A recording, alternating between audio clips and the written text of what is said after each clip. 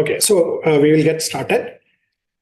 The concise Gita intelligence is actually a 54-verse summary of the 701 verses of Bhagavad-Gita. This concise wisdom thus include 18 verses each from the three segments of karma, bhakti, and jnana yogas. These selected verses encapsulate the essence of the Gita intelligence or the wisdom of the Gita intelligence in a nutshell. Each of them is filled with wondrous details that are detailed in several of the other chapters and verses in the Bhagavad-Gita. The first set of 18 chapters, the 18 verses that we are looking at, exemplify the path of excellence at work. This is Karma Yoga. It is the essence of the science, or it may be better to call it as the Shastra of work. Instead of calling it as the science of work, we should actually call it as the Shastra of work, because Shastra implies much more than science. Science is the study of material manifestations in its detailed analytics and evaluations of the transient world or the material world. Whereas Shastra is that which not only include the material aspects, but also the spiritual. Therefore, a Shastra is the study of manifested material aspects of the transient world and the transcendental reality, which is the spiritual reality.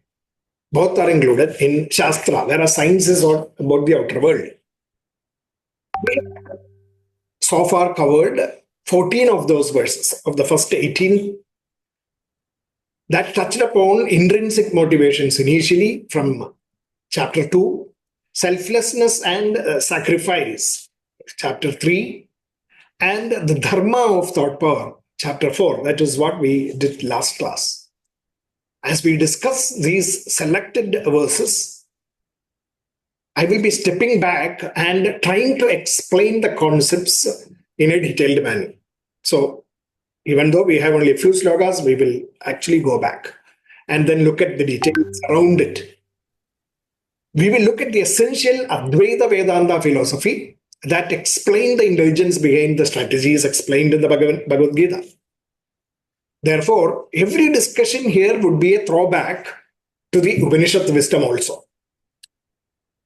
Today, we are going to look at what exactly it means to work detached.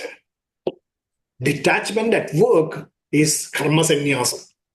So that is basically the subject matter of the 5th chapter, karma sannyasa. Karma sannyasa is not detachment from work, but it is detachment at work.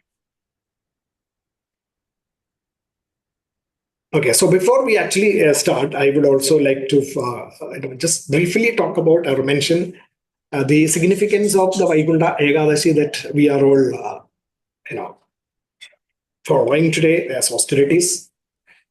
Actually, Vaikuntha, I will look at the word meanings and then we will see the significance as it is evolved. In fact, it looks so beautiful in its concept.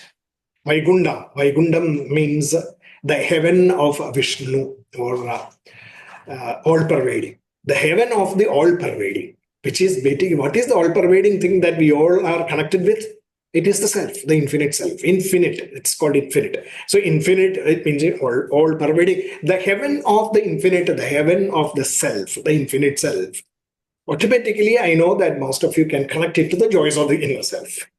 So the happiness and the pleasures and the enjoyment and fulfillment that we all enjoy when we are geared towards the joys of the inner self in all our motivations is the actual state of Vaikuntha.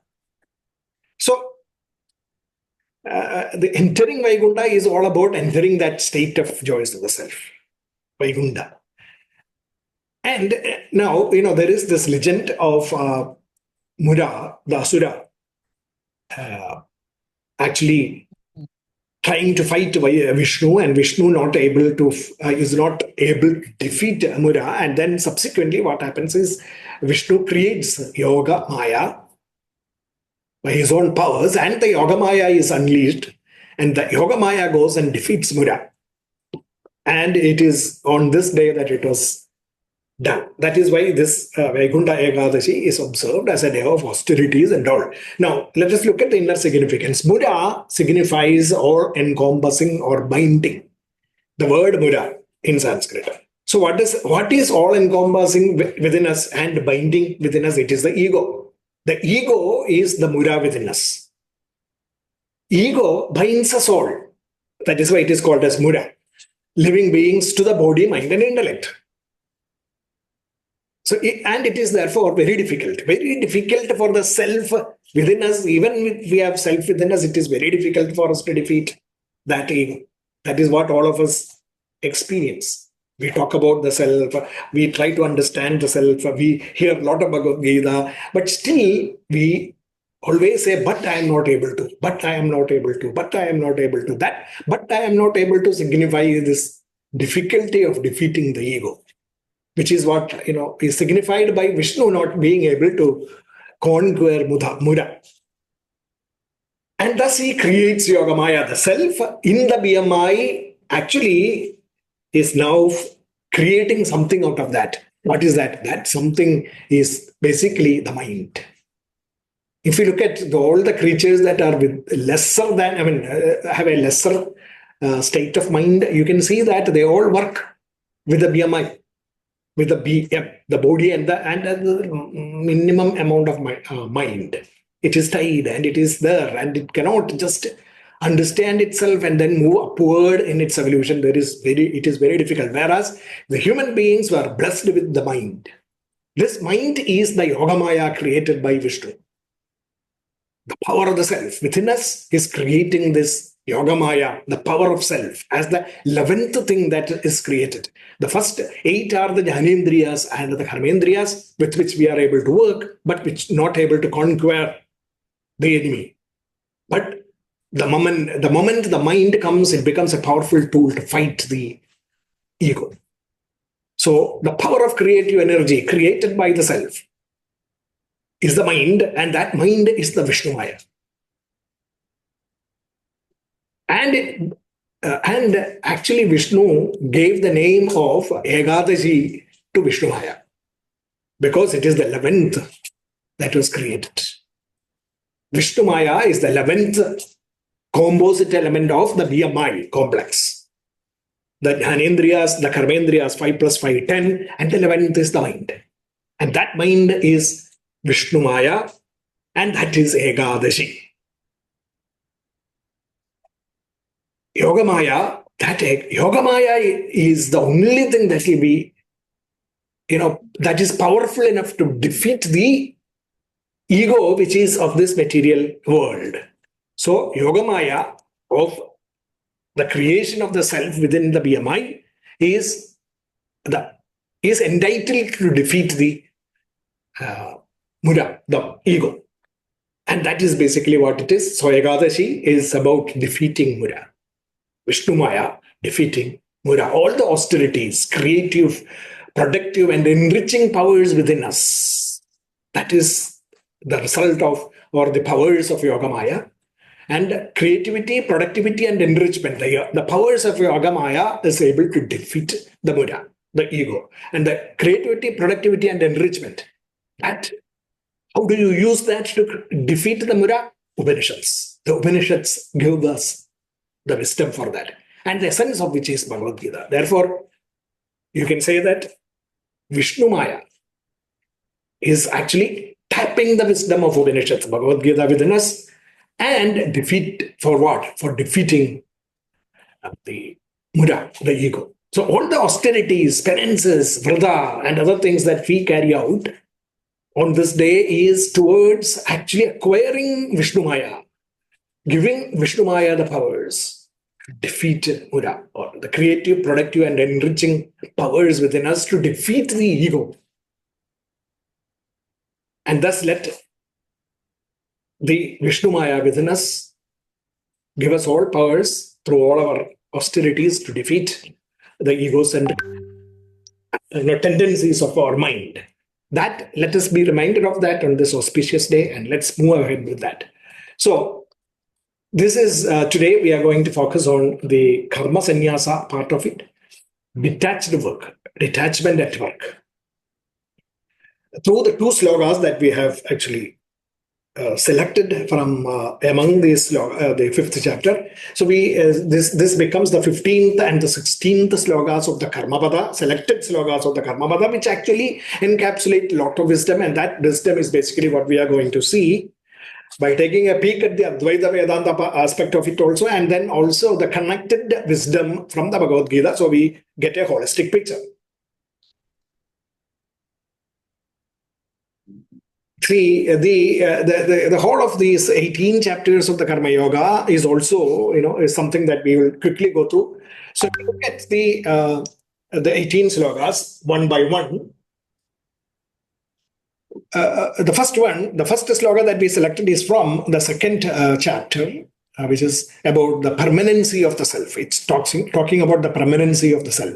What is permanent is the self. Everything else is BMI and are transient.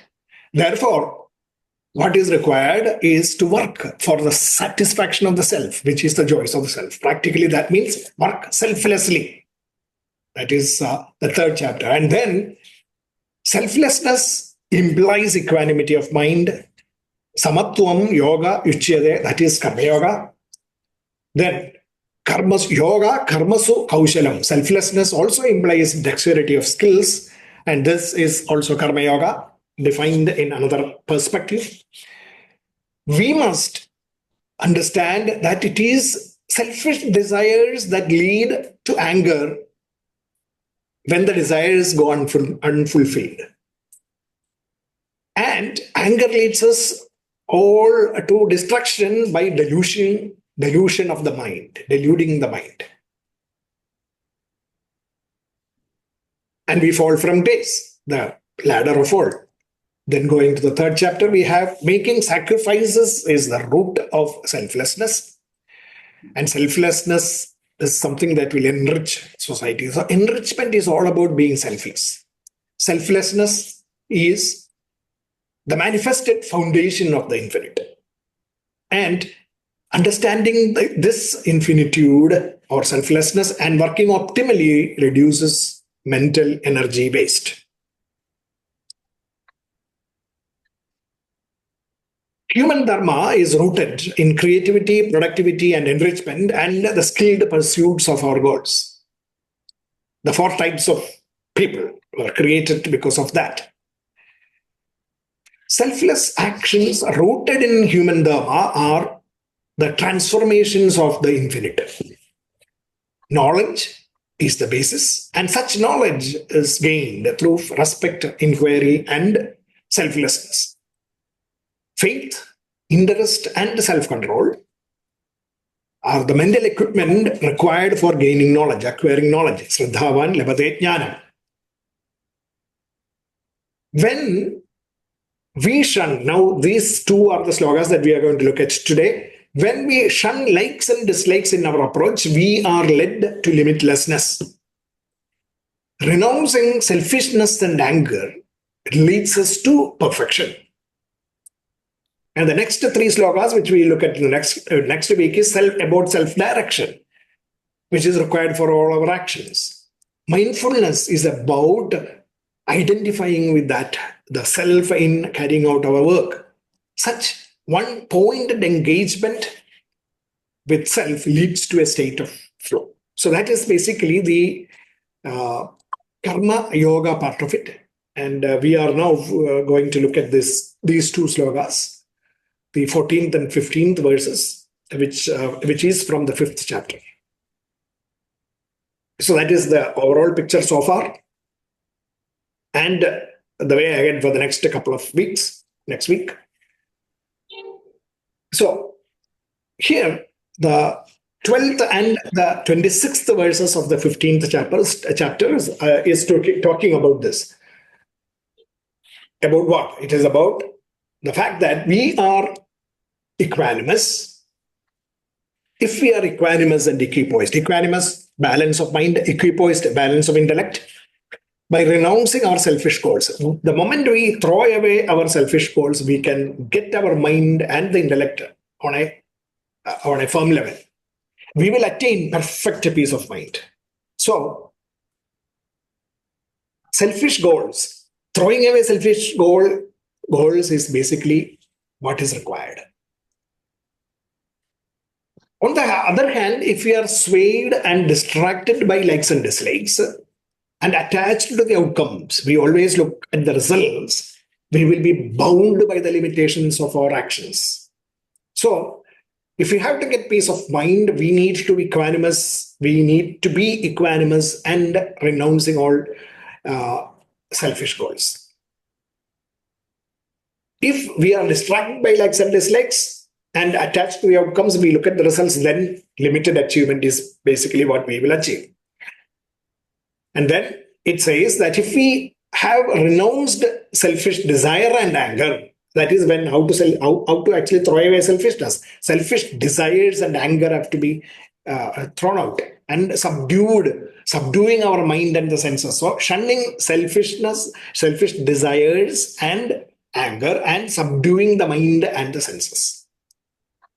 And if you start tasting the success of the joys of the self, or the happiness of the joys of the self, Vaikundam, actually the Vaikunda, if you start entering Vaikunda, Vishnupadam, tasting the happiness of the joys of the self through shunning selfish desires and anger, that is the austerity that is required on this Vaikunda Ekadashi day, and subduing our mind and senses. So, selfish desires and anger and mind and the sense pulls, throwing it out is the austerities that we need to perform. Then we will enter the gates of Vaikunda. That is the happiness and the joys of the self.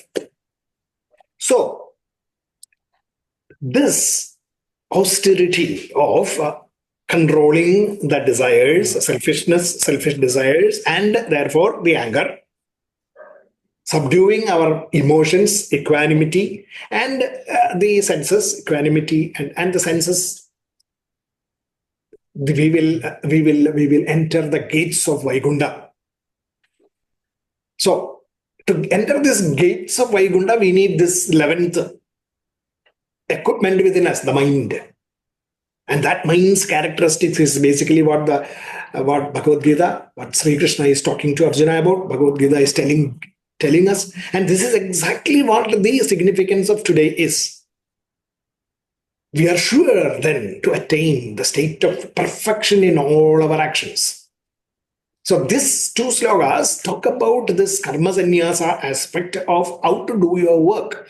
We saw that intrinsic motivations should be our impelling force to carry out our work in the second chapter, or the essence of Bhagavad-Gita itself is that. And in the third chapter, Krishna talked about the attitudes with which we should carry out your work. And in the fourth chapter, the important message was about how you have to actually follow the dharma of the human mind, which is thotar, and then to use it for creativity, productivity, enrichment, and skills, developing skills. Brahmana, Kshatriya, Vaishya, Shudra, bhavas in our action. Now the fifth chapter is next step is about doing the work in a karma sannyasa manner, which is about renouncing the results of actions. And the importance of renouncing the results of actions, and what is the mechanism of, that actually gets working when we renounce the results of actions, is basically the subject matter of these two verses here, and which I am going to explain a little bit more in detail, so that we get a grip of these two slokas. That state, that the attitude with which we carry out our work, is called as a state of renunciation, which is the reflection of the infinitude within us, making us unbound and unlimited, liberated from the limitations of the body, mind, and intellect, powered by the joys of the self, is basically the essence. So let's look at that now. So let us look at that in detail. The infographic that comes up, I will actually explain this, and I will be posting this so that you can also take a look at that later. At the moment, you can just follow as much as possible through the graphics that is, infographics that is shown. So we have the infinite self. All of us are infinite self only. And the BMIs are the material things that are floating around everywhere in that infinite self. And each one of us is that infinite self. We forget about that. The BMI is taking control, and the ego, Mura, is taking control of us. Binding. The ego is binding us. Mura. We are captured by the Mura. And we need Ekadashi. Vishnu Maya, the 11th component of our mind. The mind is the 11th component, and we need to conduct austerities, vrida, and vigil of the mind to develop this Vishnu Maya powers, the powers of Vishnu Maya, creative, productive, and enriching and skill sets, enrichment and skill sets. And that is today is the day that we are celebrating that, and therefore it's coincidentally we are talking about this 5th chapter also today. It was not planned that way, but it came up. So maybe, that is always like that. So that self within us is empowering our mind. Is it? So, and the mind, or the subtle mind, actually, the mind that is closest to the self. Okay, the subtle aspect of our mind, which then also activates the rational mind, more material, more physical, emotional mind, more tied to the physical, the physiology completely tied to the physical, and the senses and the body, the physical. So these are the 5 layers that get, that encapsulates the self, and the self is now hidden. As it were, even though it is not, it is everywhere. But we think that this enclosement is basically me, I.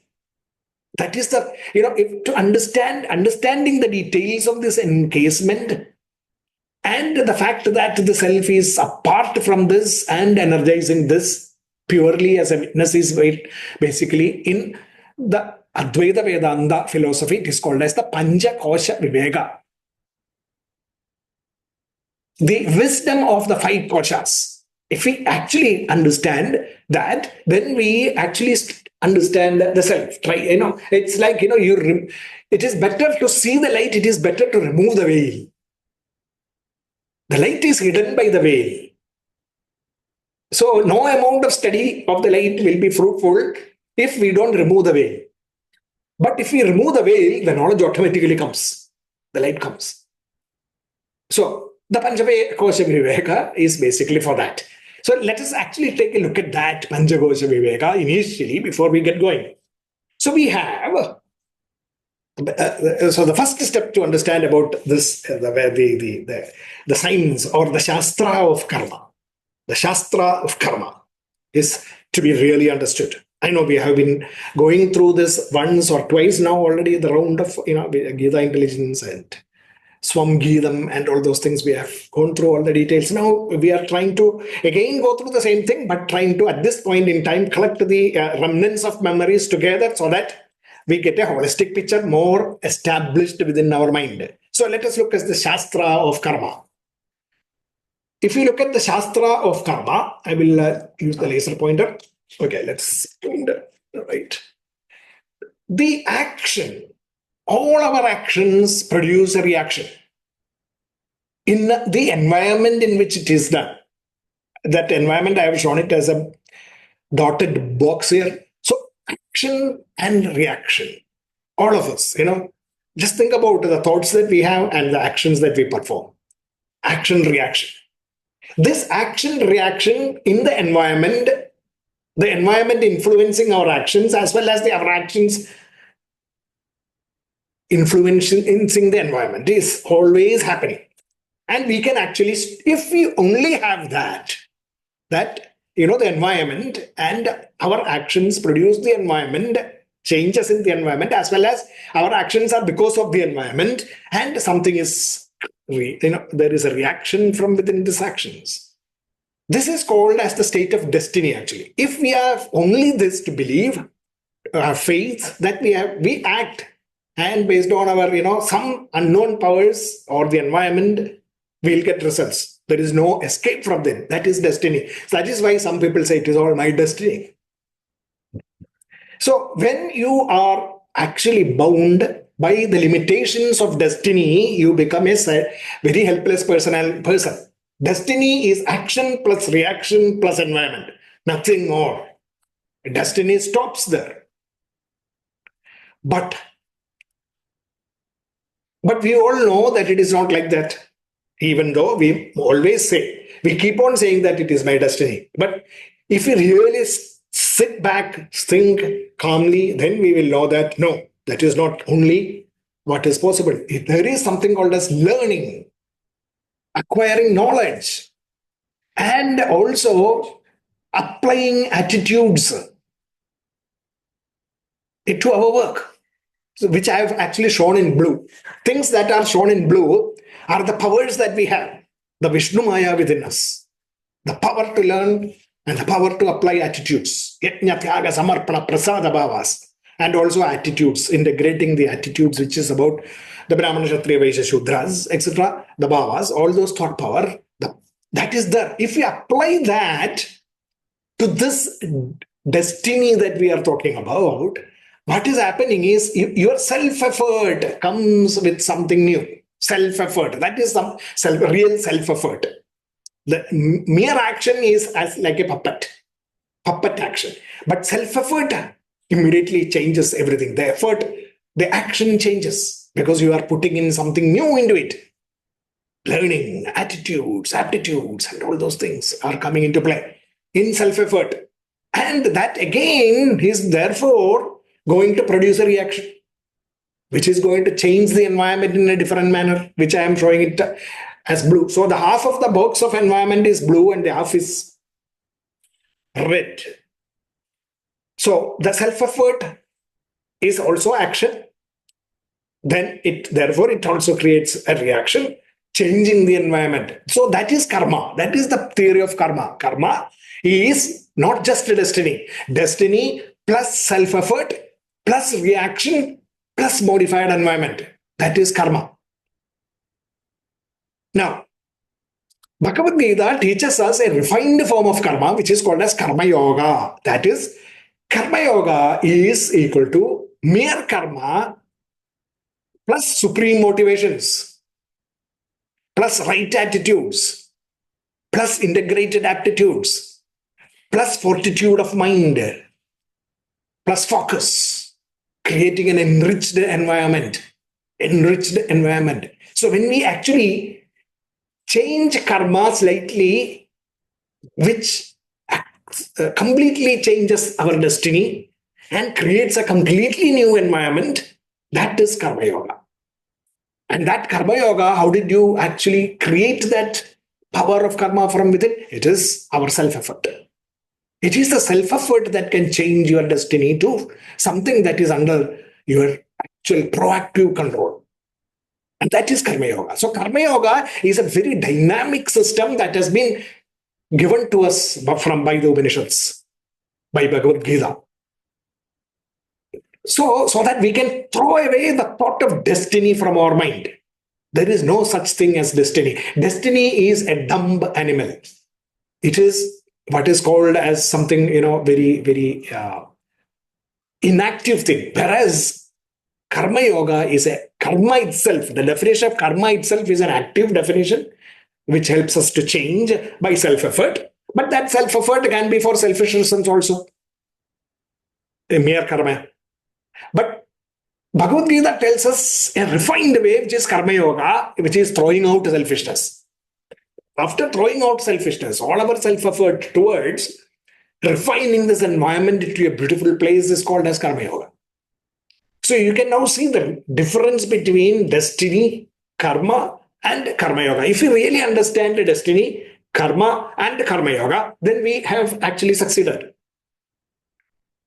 in unleashing our inner powers, the yoga maya, in unleashing the inner powers, that is yoga maya, created by the self. Self's creation is yoga maya. And that yoga maya then unleashes itself so that it kills the mura, ego within us, selfishness within us, and creates a beautiful world for us. and others. So just see this, Vaikunta Ekadashi should be every day, as far as we are concerned. The 11th power of Vishnu Maya, the creation of self, Vishnu, all-pervading self. The all-pervading self does not have attributes. It does not have any attributes, and it does not have success and failures and anything. It is pure witness and pure energy. But when it is actually touching the BMI, means giving life to a BMI, it creates the Yogamaya by the powers of the self itself. That is the powers of the mind. And that mind then can be utilized to actually kill the ego, the automatic ownership of the BMI, of our mind to the BMI. That is the Mura, ego, and that can be killed. Therefore, we will understand that, okay, look, I am the infinite self. So that is basically, by understanding destiny, karma, and karma yoga is one of the things that we should do. And then the Panchakosha Viveka, which the Advaita Vedanta talks about, Vedanta studies talk about. We have the Panchendriyas, the Jnanendriyas, the Karmendriyas. So basically, it is the Pancha Indriyas from the Panchabhutas that create these 10 items of Jnanendriyas and the Karmendriyas. Chotram, Chakshus, Parshanam, Cha, Rasanam, Kranameva, Adhishtaya, Manaschayam, Vishayan, Upasevate. In 15th chapter, that is summarized again. When we reach the 15th chapter, we will a little bit more of that and that process. And, within us, this is the material things, and within us we have the pranas, the Pancha pranas, prana, apana, vyana, udhana, and samana, which is actually making us work. Aham Vaishwanaro Bhuktva Praninam Dehamasridaha Pranapana Samayukta Pachami Annam Chaturvidha. It is giving us these powers of metabolism and memory, metabolism and powers of memory and powers of inferencing and knowledge, all inside powers, thought power and the physiological functions. Through soft elements, that is the Yogamaya. The manasa, buddhi, chitta, but contaminated by ahankara, ego. Andakarana, the andakarana. So this is basically the Panchendriyas.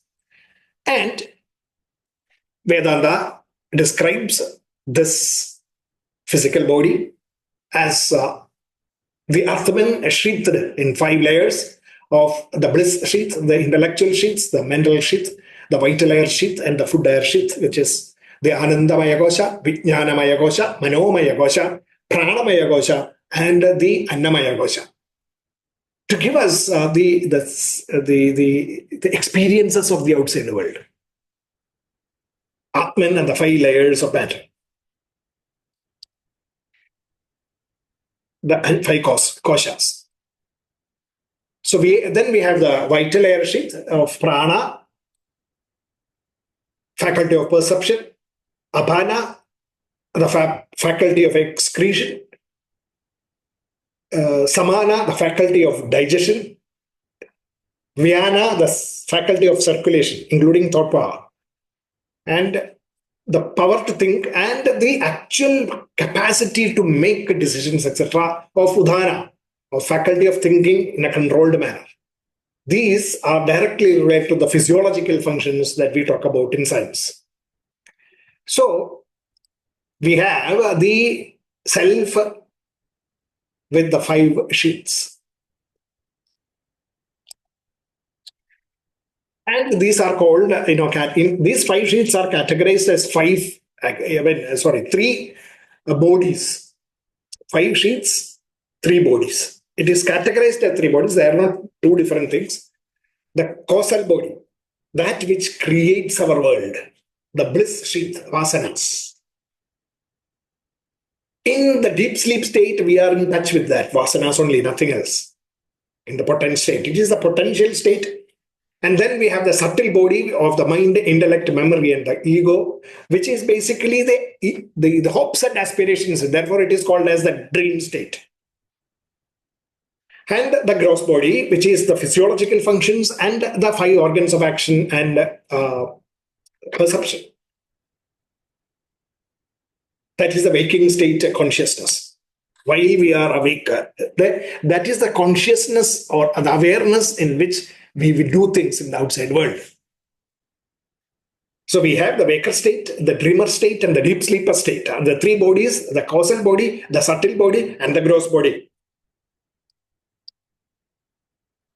Now, in the subtle body of mind, hopes and aspirations, mind itself, various forms of mind are also characterized. When the mind is in a state of doubt and indecision, it is called as the mind, manasa. When thoughts are making decisions and is determined, is run by determination, then it is called as the intellect, buddhi. When thoughts are merely stored and not acting, it is called as memory. And when thoughts are used to reference yourself and say, I doubt, my idea, I decide, I can remember, my knowledge, that it becomes ego or ahankara.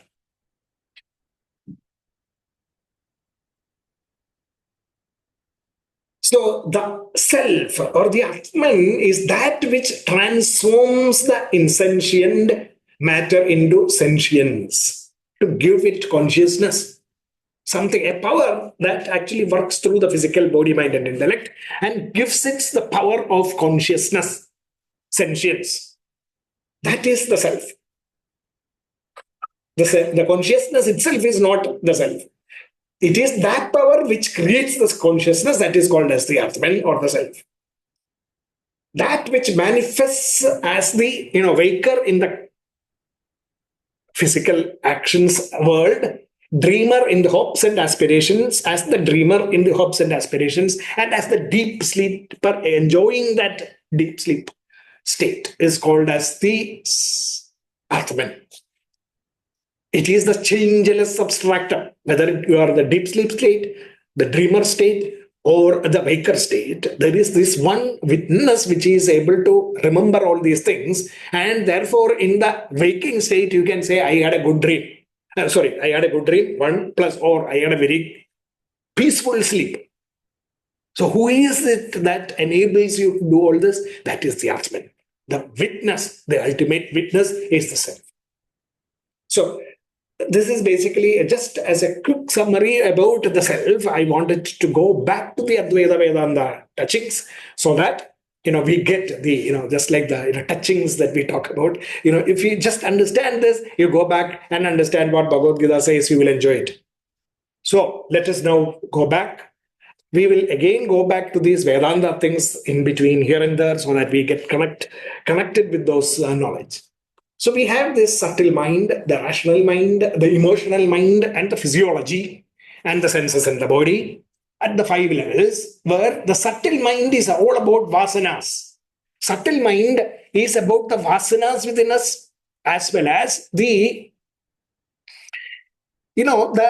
root of all happiness. That is why it is called as the Anandamaya Kosha. Root of all happiness is in the physical medium, we have the capacity to enjoy happiness. The capacity to enjoy happiness itself has been classified into 3 modes by Vedanta, which is called as Priya, Moda, and Pramoda. That is, anticipating happiness, attaining happiness, and enjoying happiness are 3 different types of happinesses. And the root for all this happiness lies in the Anandamaya Kosha. That is actually the secret of materialism. In the sense that the moment there is life inside our cells, each of these cells have this capacity to enjoy happiness. And that is the only reason why people are living. Nobody wants, sadness and sorrows. Everybody is doing things for happiness. And all this is happening because of the Anandamaya. Then the rational mind is powered by the intellect, judgments, inferences, and the capacity to perceive things. But it is also ruled by ego. In the intellect, the root, the ego's seat is the intellect. Then the emotional mind. Emotional mind, Manomaya Kosha, is about worry, indecision, and passion, or impaired senses, capacity of the senses not to work, etc., is about, we call it as a state of the mind. And remembrance, memory, and lack of memory. All these things are part of the emotional mind. Physiology, hunger, thirst, tiredness, power of speech, etc., is flow of physiological forces within us, the prana, and the senses and the body, height, weight, gender, color of the physical body, etc. All these things are of the senses and the body. This, when we act with the self powering this, and we get tied with the ego to all these things, we become attached to the senses, body and mind, which is called as attached actions. Therefore, we are always run by happiness for intellect, mind, physiology, senses, and the body. Because we think that we are these five layers: intellect, mind, physiology, senses, and the body. The ego is making us feel that this is me. So our knowledge, reflections, analysis, judgment, and perceptions, emotions, doubts, feelings, and memories, energy, vigor of speech, strength, skills, etc., are what we live with. And ego makes us believe that our identity is that. This is attached actions. And let us look at this attached actions here. It is like the five senses. The five senses.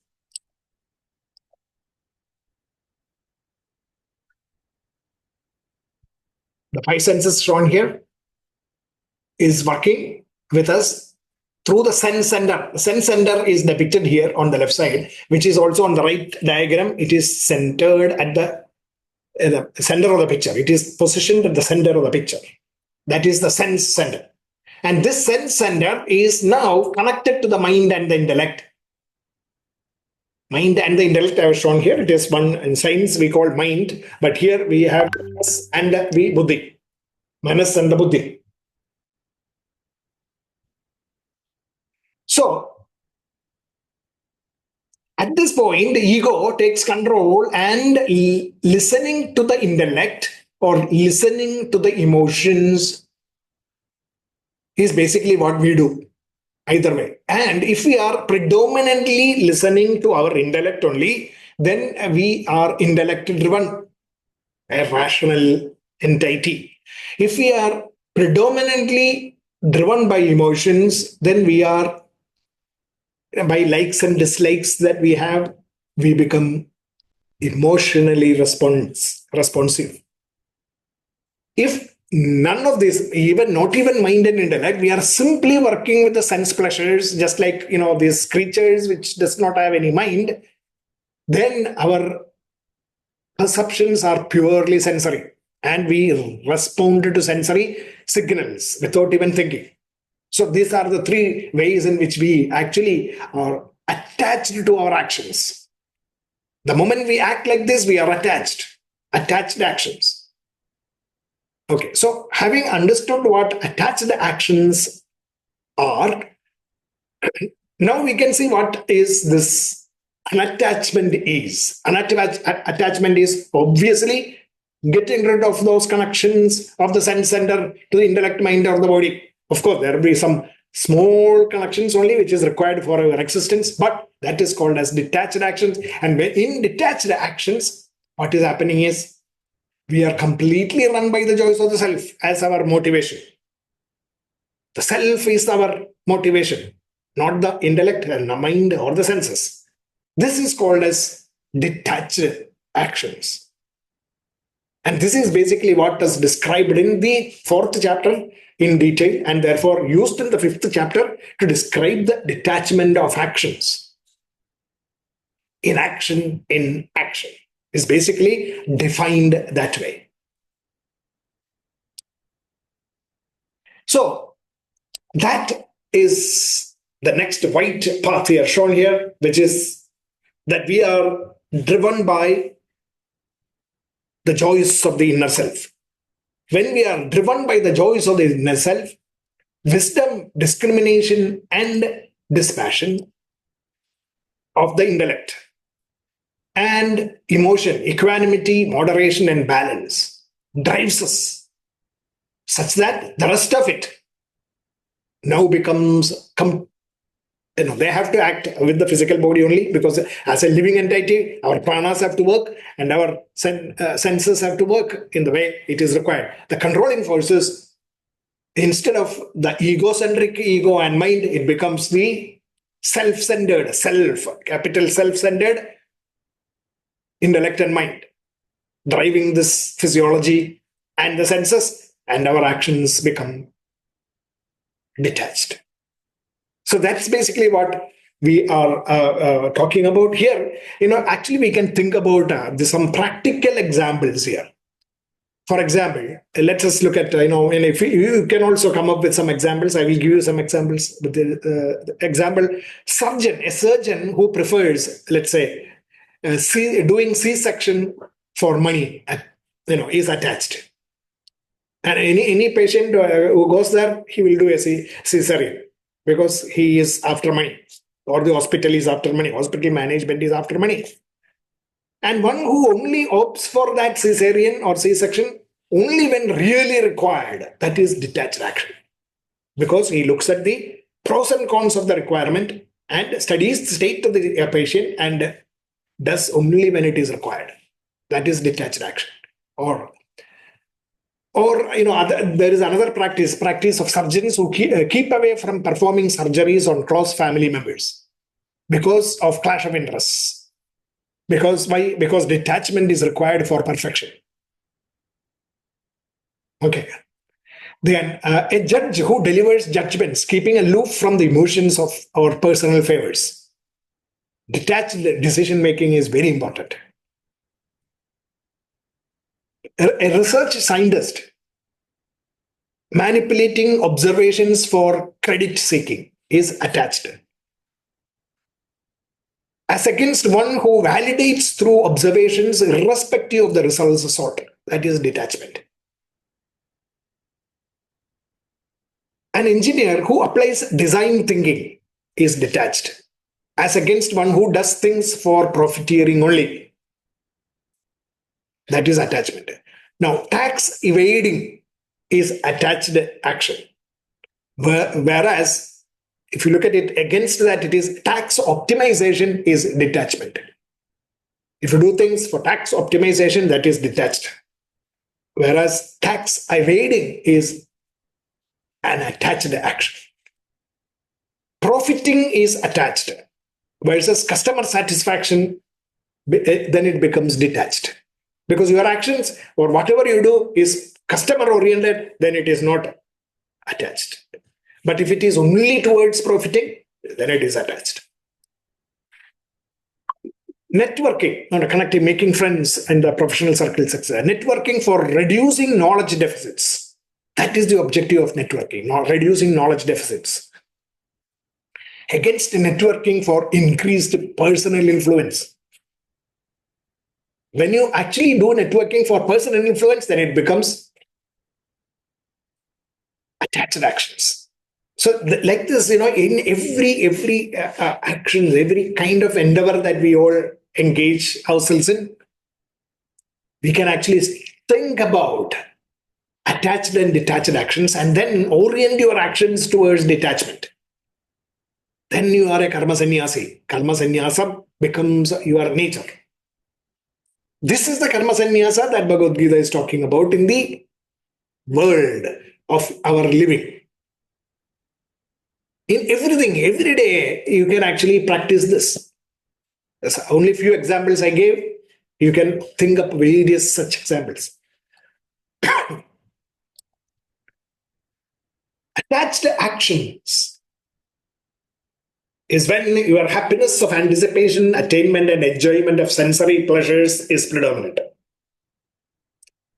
Detached actions is happiness of anticipation, attainment, and enjoyment for the joys of the self, for the purpose of our work of our living. That is detached actions.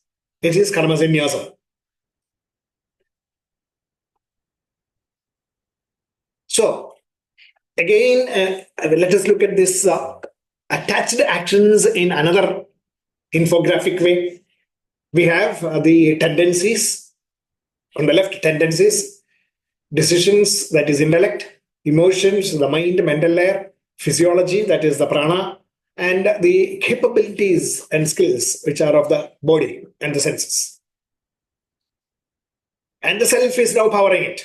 But when the self is powering it, automatically the intellect is taken over by the ego. And because of that, attachment comes in. That is, the ego takes control of emotions, physiology, all the skill sets, and even your tendencies and memories. And this is how we are all working. And in this world, we work in this world as a leader. And then you behave as if I am the boss, I'm always right. Or as a team member, I want to be on a team. I will do my part. I will work with others for above doing that. For my success to be in the team. And therefore I am in the team. For self-management, you look at what is it there for me, what is in it for me. That is only your driving force. This is how we work. This is attached action. That we were talking about with examples also. So, just reflect on this diagram. This is what is normally happening in almost 80% of the people, maybe. Or, most 100% of the people, but some of them, in between actually realize this and then try to switch over to the unattached mode. And then again go back to this attached mode. So, this is the general way in which people work. And we exhibit leadership or teamwork or even self-management, everything. And even networking, as I said, for personal purposes. Okay, I hope that is clear. Then I will now show what is the difference when it is unattached. When it is unattached, this is what it is. Ego is there only for the purpose of survival in the world. So I am showing that as the dotted line ego, dotted ego. That dotted ego is there required, otherwise you will not be able to survive. So let it be there. But what is happening is the ego actually forsakes the control of the other emotions, physiology, and capabilities, because the intellect now tells that the self, the choice of the self is the dominant force that is required. And when you have that, capital I is taking control, not the small I. Capital I is taking control. And then what happens to your leadership? Your leadership is run by knowledge and expertise quotients. Your leadership is run by momentum quotient, so that you keep, making progress. Your leadership is run by people quotient, so you work with empathy with your people. Or as a team, if you are a team player, you take joint ownership. And it is not just you, but it is the team. You help others as much as possible. And you also participate in conflict resolution. Whenever there is, clash in the team, every individual, including you work to reduce that conflict. The teamwork becomes great. Or in self-management, you consider it as part of your job. It is not for your personal growth only. It is value addition, not only for me. It is value addition for the team. It is value addition for the organization. Internalization becomes a key thing. Therefore, you learn from every day, you learn from your experiences and you record it and you make sure that you do not waste your time, etc. All those kind of things happen. Energy optimization and, lifelong learning, build, establish, consolidate, etc. happen in such a mindset. You are working in without any attachment. This is detached performance of your duties at workplace. This is the driver for stardom. So that is when, this is exactly, if you start working like this, is when this happens, which I talked about previously. A surgeon, one who only opts C-section when really required, detached. The practice of surgeons keeping away from performing surgeries on close family members. The judge who delivers judgments keeping aloof from emotions of personal favors. A research scientist who validates through observations irrespective of results sought. Whether that observations go wrong or what, I mean, not according to his plan, still he will stick to that. Engineer who applies design thinking. Tax optimization by the taxpayer. Customer satisfaction, the driver for business. Networking for reducing knowledge deficits. The blue things are the detached actions, and that is the result. The practical ways in which you apply this knowledge of karma sannyasa. The practical ways in which you apply karma sannyasa in your life. That is basically the objective of the 5th chapter. So, attachment and renunciation are the things that we have hopefully understood today. Attachment is a state of selfishness, being in the world and the world being in you. Actions bound by anticipated results. Pressure of anticipation of, with likes and dislikes. Thrill of attainment and happiness of enjoyment of your personal goals. Likes and dislikes. Rejecting what is not for you and accepting whatever is, of interest for you. The ego is the driver. Whereas renunciation is the state of the self. Being in the world, but not being not in the world. Being in the world and not the world in you. Actions unlimited by constraints. So, joys of anticipation, of joys of the self, attainment of joys of the self, and the enjoyment of the joys of the self. Through intellectual poise, emotional balance, and sense control, resulting in wisdom, equanimity, and disciplines, powered by the self. That is renunciation. This is karma sannyasa. And this is what, the examples also show.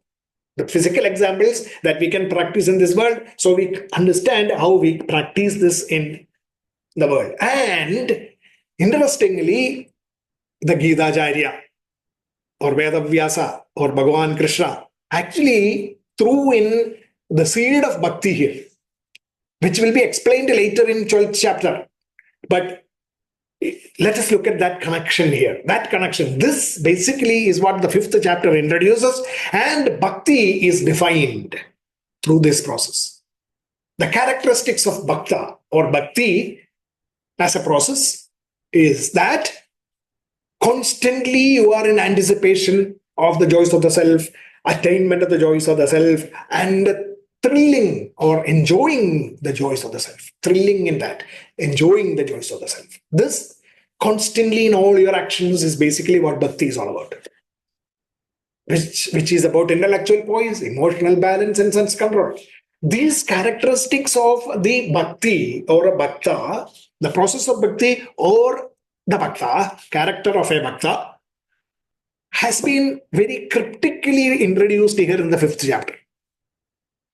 So that from the 7th chapter, all these can be addressed, to take you slowly upward in the path to becoming a bhakta in the 12th chapter, 7, 8, 9, 10, 11, and then 12th. So 5th chapter it introduces. In between, in the 6th chapter, there is a talk of meditation, dhyana, or mindfulness.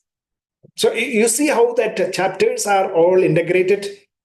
So that is basically what I would like you to actually start reflecting on, how the Bhagavad-Gita is a necklace of beads, and the beads are ordered in such a fashion with the, the non-perceivable thread of the self. Okay, so that, the other aspect is, of course, of the subjects getting introduced and connected such that the student gets ready for these things. Arjuna is now getting ready to understand the process of bhakti.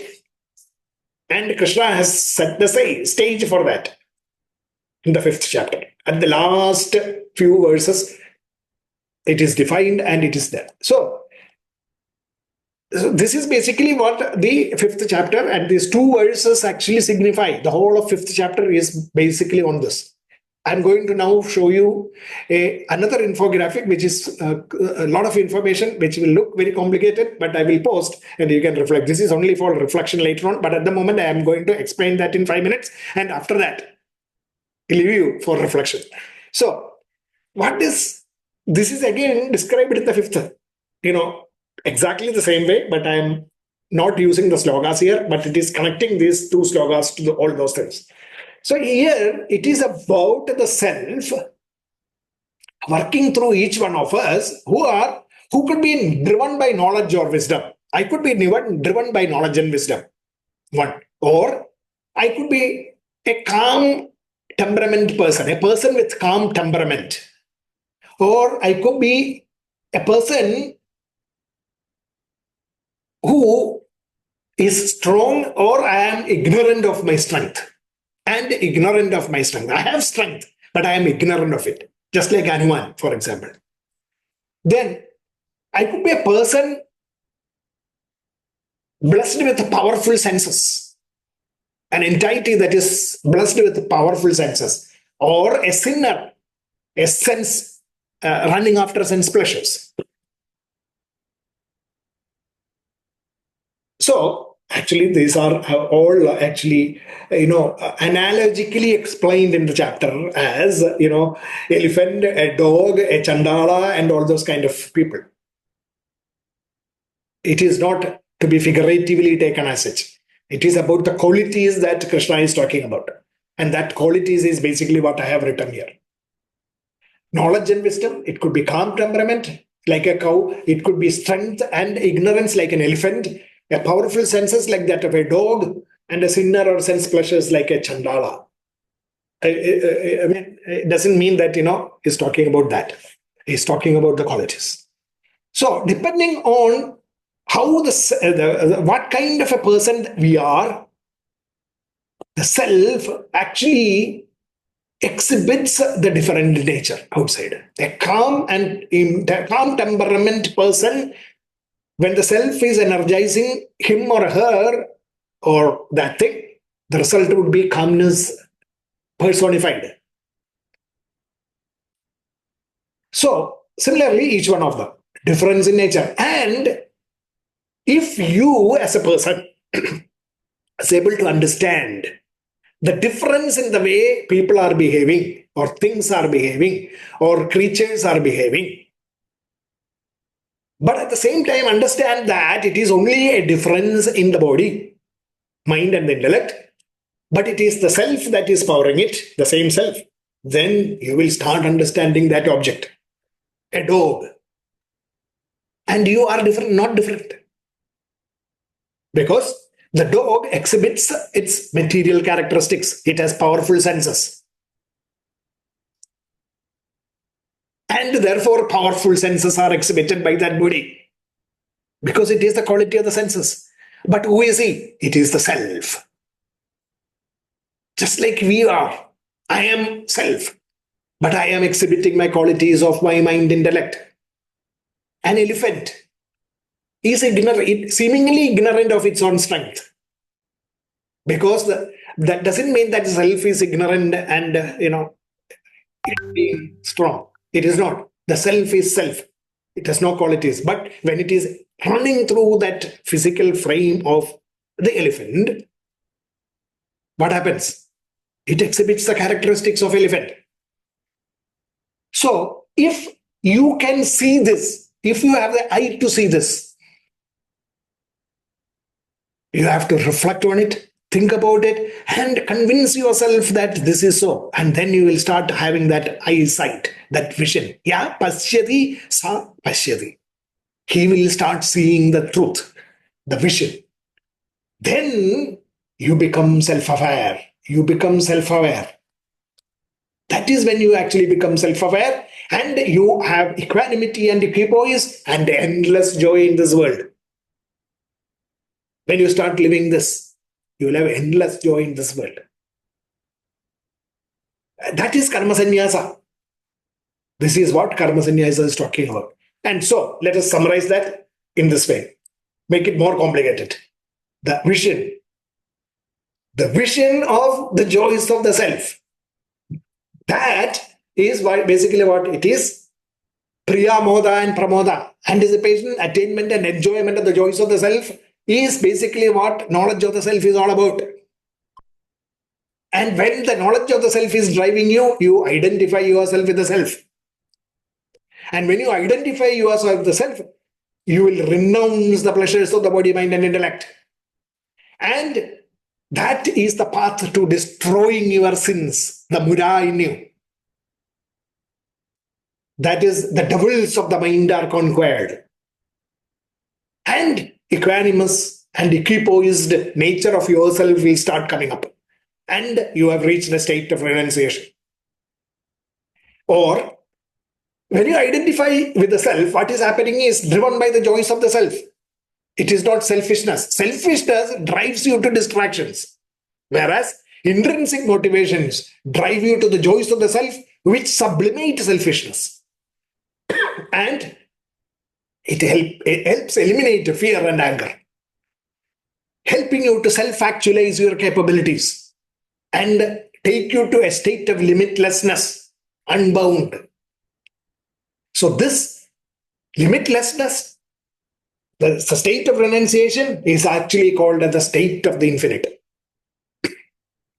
And that is basically what karma sannyasa is talking about. So in summary, karma sannyasa has a process. And what is that process? The process is about developing the vision of unity in diversity.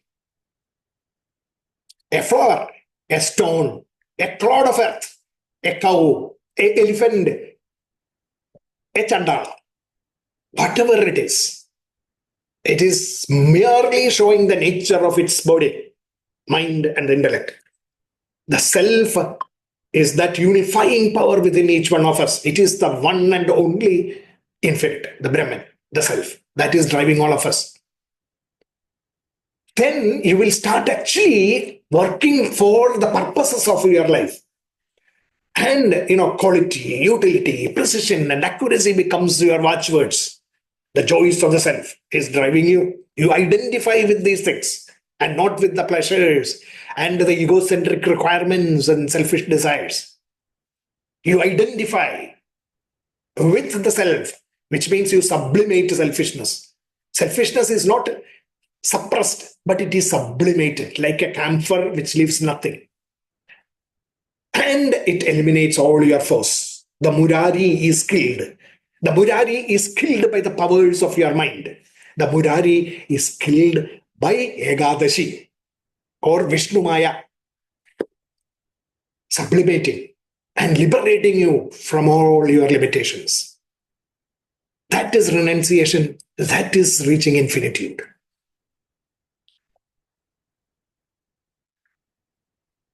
To reach that, you have to direct yourself to reach that state. So the next chapter is all about self-direction. How do you actually direct yourself to do all this? The state of self-realization, which is reflection of infinitude, making you unbound and liberated. Self-direction to reach that state of flow is required.